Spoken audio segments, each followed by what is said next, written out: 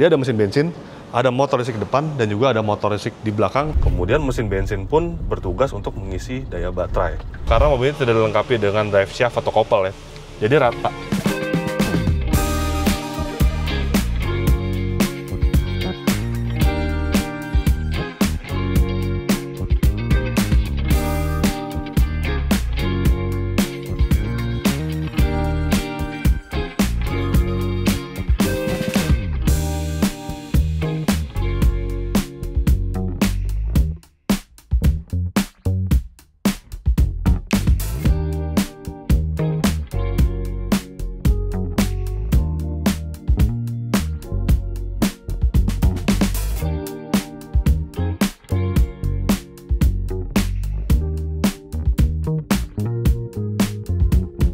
SUV, boxy, all-wheel drive, hybrid di bawah 1 miliar. Nah, ada nih dari Cina lagi, yaitu BAIC BJ30E.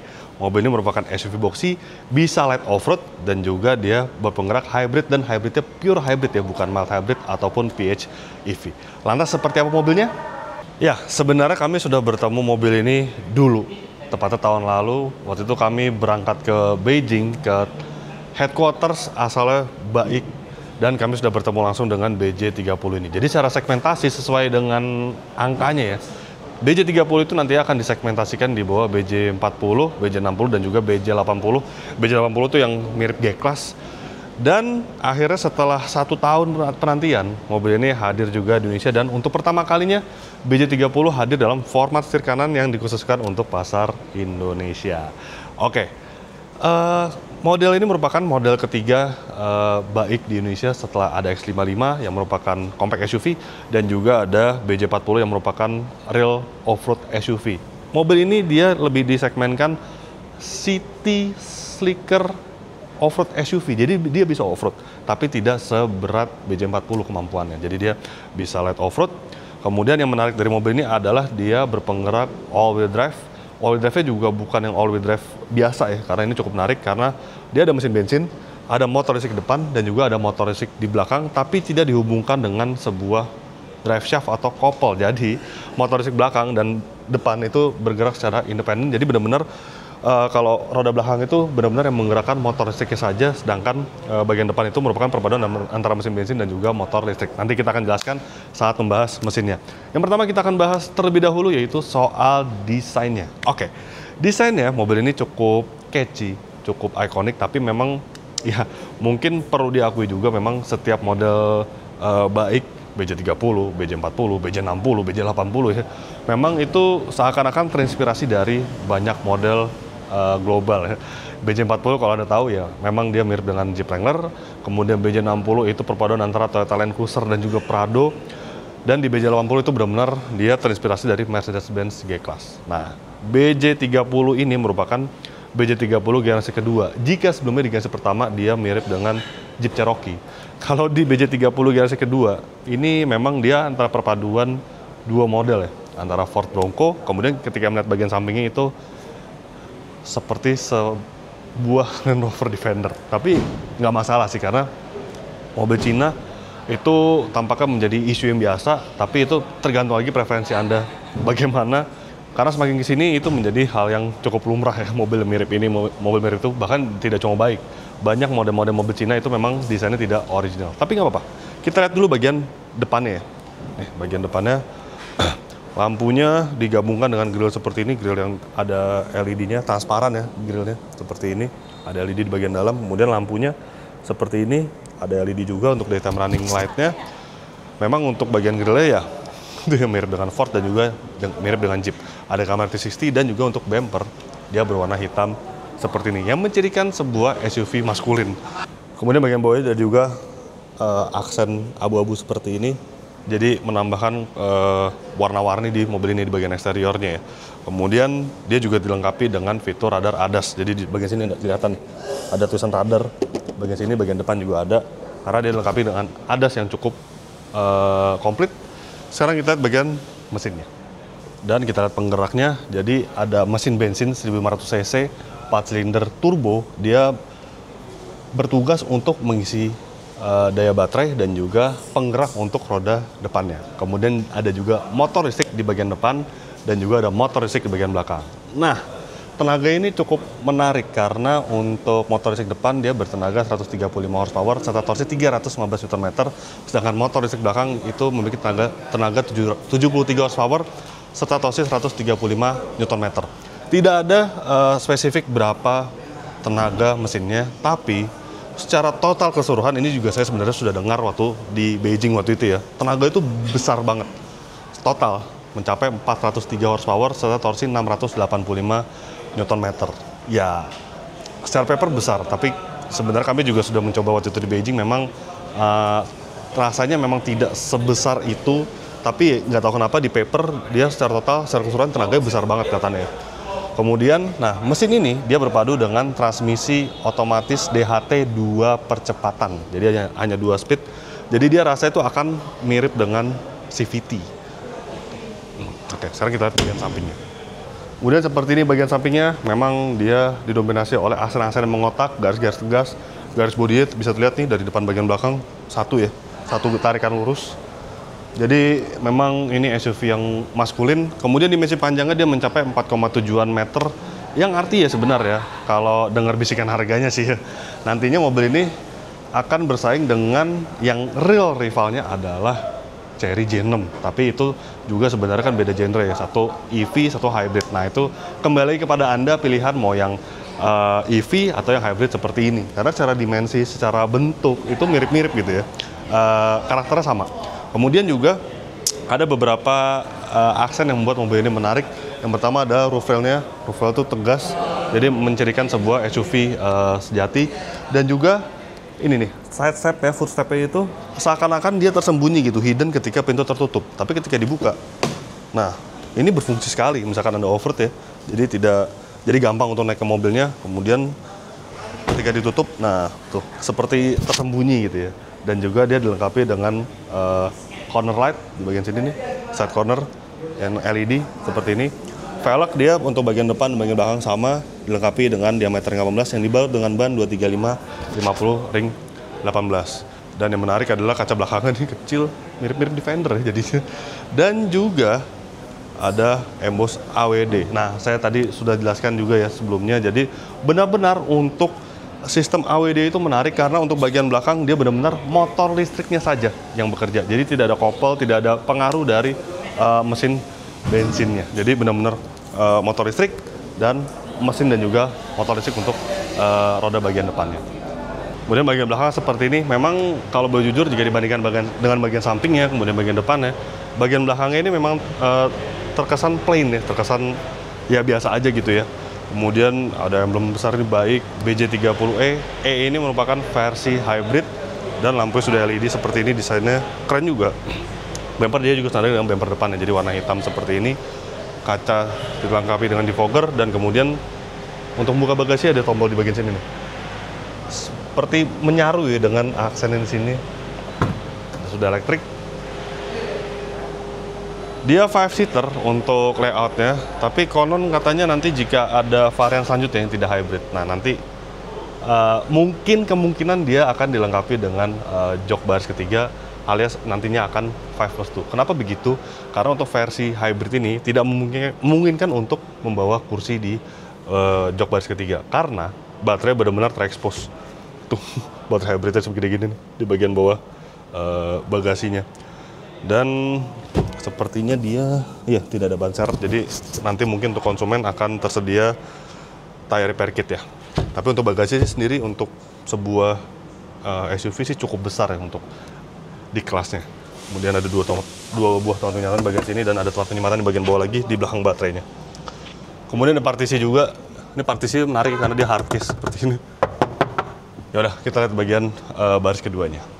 Dan untuk duduk di bangku baris keduanya sih cukup luasa ini untuk sebuah SUV dengan panjang 4,7 meter. Memang dia 4,7 meter tuh sekelas dengan X-Trail, kemudian dengan Hyundai Tucson ya. Jadi harusnya sih seperti ini, memang spacey ya. Kemudian ini sudah saya sesuaikan posisi duduk saya, tinggi saya 170 cm dan bisa dilihat ruang kaki ya luar biasa lega. Kemudian untuk ruang kepala juga sangat spacey. Pada dilengkapi dengan panoramic sunroof. Dan untuk joknya, iya hanya ada seperti ini saja, satu sandaran, nggak bisa direbahkan lagi. Tapi rasanya sih cukup, bukan cukup, ini tergolong nyaman untuk duduk di bangku baris keduanya. Lengkapi dengan armrest, ada double cup holder, enak duduk belakangnya.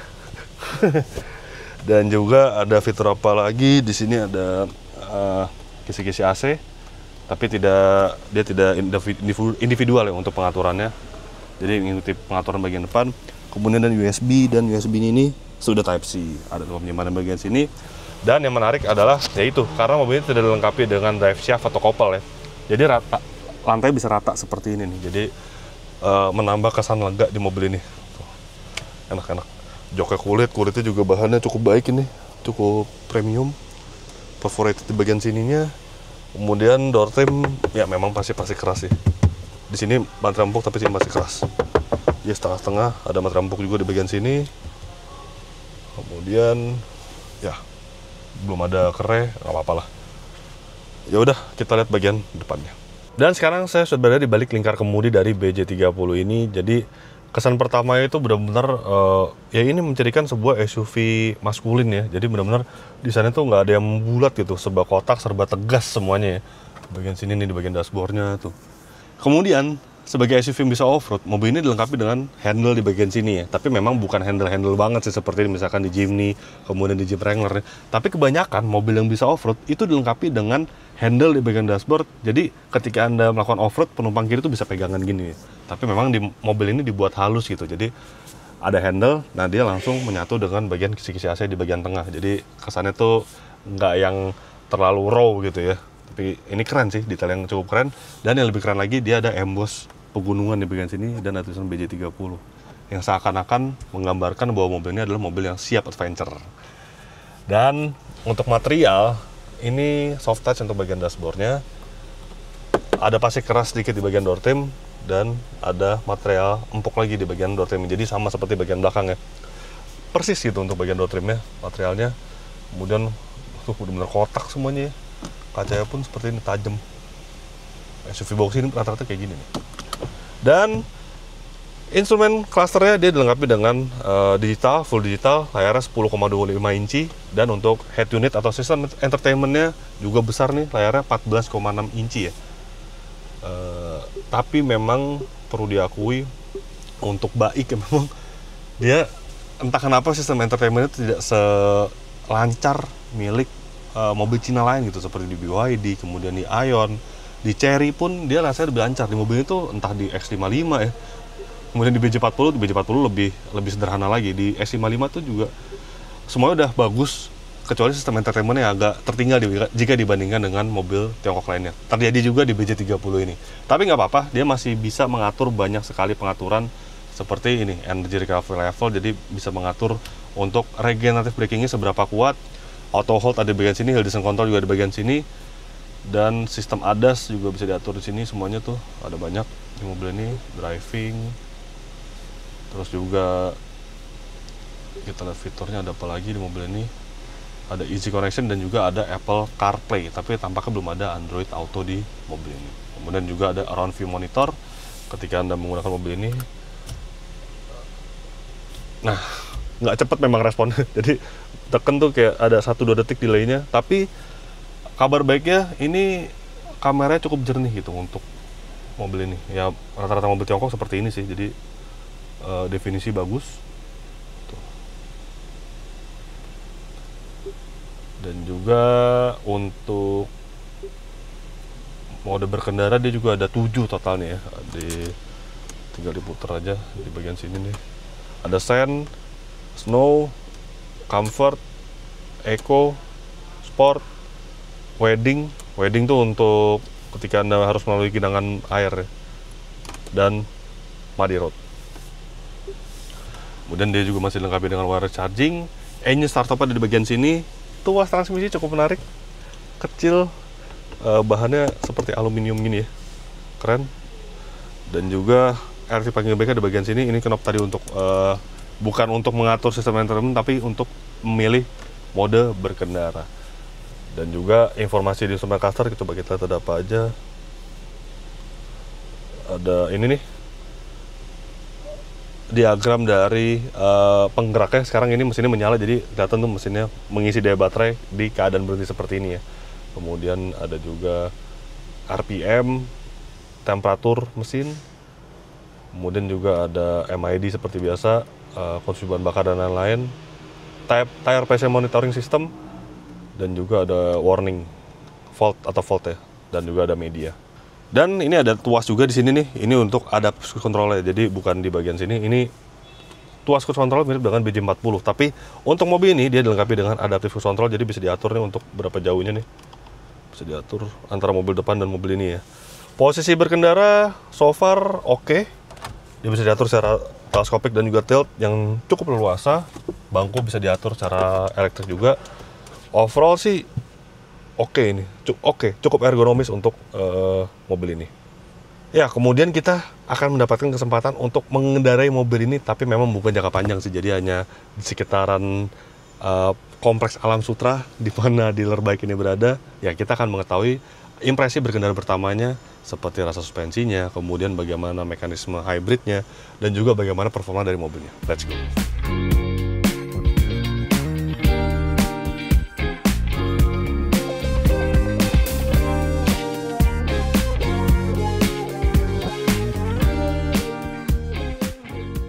Oke, sudah berjalan dengan BJ30 ini, dan yang langsung terasa memang mobil ini itu apa ya, suspensi itu kalau dibandingkan BJ40 ya, kalau misalkan Anda sudah mencoba BJ40 yang dia leather frame, di mobil ini tentu dia karakter monokoknya kental, dia jauh lebih nyaman, dia lebih senyap gitu, dan masuk akal jika digunakan di dalam kota. Memang kalau BJ40 adalah sebuah SUV off-roader sejati, kalau BJ30 ini dia lebih versatile dalam artian dia bisa digunakan, lebih nyaman digunakan di perkotaan, dan juga bisa untuk off-road, tapi memang kecenderungannya off-road ringan jika dibandingkan dengan BJ40.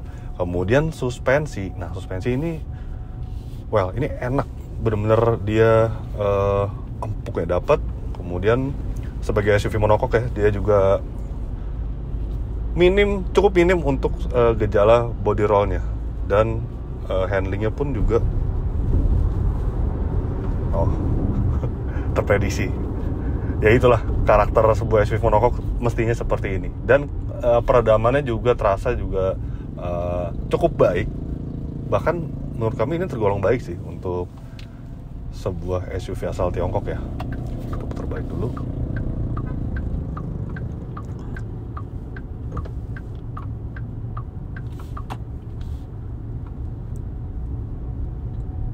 Ya, sebelumnya kami sudah mencoba mobil ini di kota asalnya, itu di Beijing waktu itu tahun 2024 tahun lalu. Tapi memang itu di proving groundnya saja, bukan di jalan seperti ini.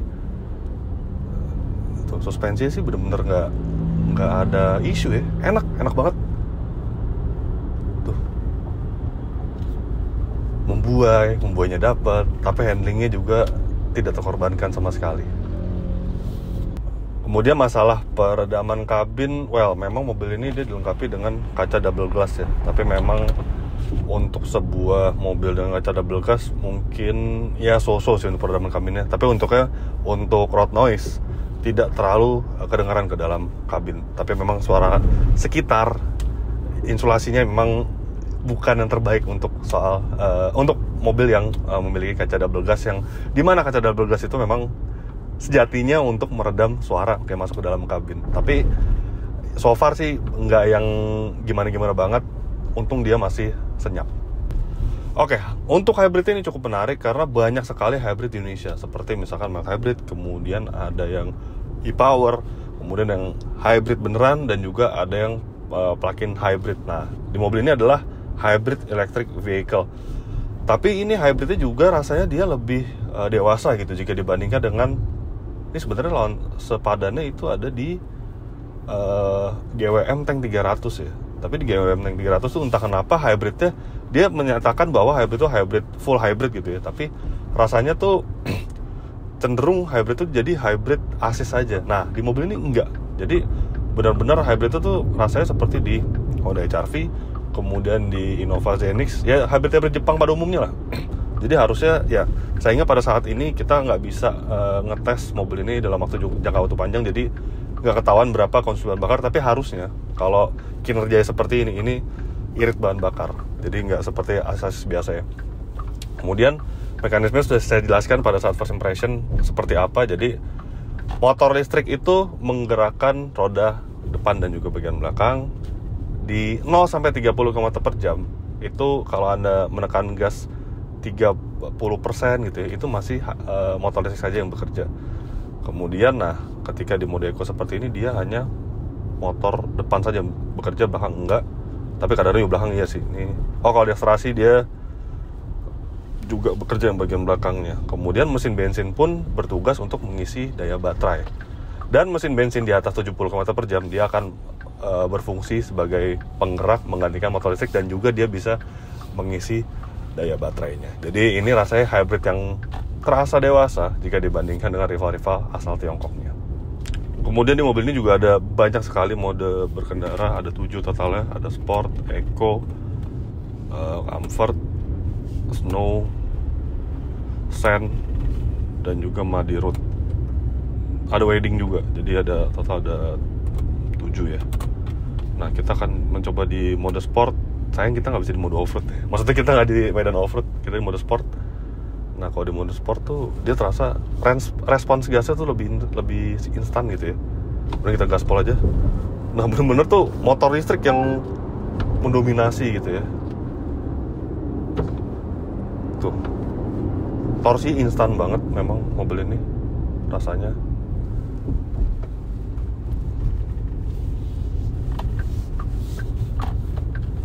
Dan juga ketika di mode sport ini, coba kita lihat ininya.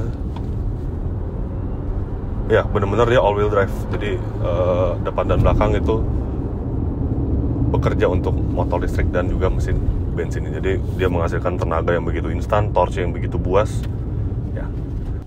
Oke, sebagai kesimpulan memang sayangnya kita hanya bisa test drive di jalanan. Ini jalan normal, jalan umum, tapi bukan yang long term test ya. Jadi impresi berkendara pertamanya, mobil ini kesimpulannya sangat menyenangkan. Dia untuk sebuah SUV off-roader ringan mungkin ya. Ini terasa nyaman, terasa masuk akal sekali untuk digunakan harian dengan desainnya yang catchy juga ya. Tentu ada mobil ini akan menambah kesan prestis gitu, karena desainnya tuh benar-benar ikonik dan juga catchy. Dan juga teknologi hybrid yang dimiliki, kami rasa ini cukup dewasa. Harusnya dia memiliki konsumsi bahan bakar yang irit dan juga performa yang terasa instan gitu ya. Jadi tidak ada performa yang terbuang sama sekali tenaganya. Jadi overall ya, mobil ini sangat menarik dari segi desain dan juga rasa berkendaranya.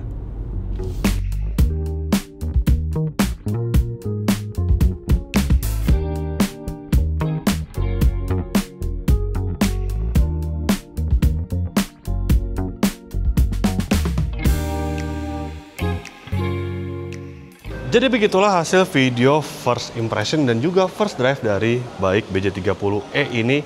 Klik like jika Anda menyukai video ini, subscribe bila Anda belum, dan jangan lupa juga untuk isi kolom komentar di bawah. Main juga website kami di www.autodriver.com, dan jangan lupa juga untuk download aplikasi kami di Google Play Store. Terima kasih sudah menyaksikan video ini dan sampai jumpa di video-video kami selanjutnya. Bye-bye.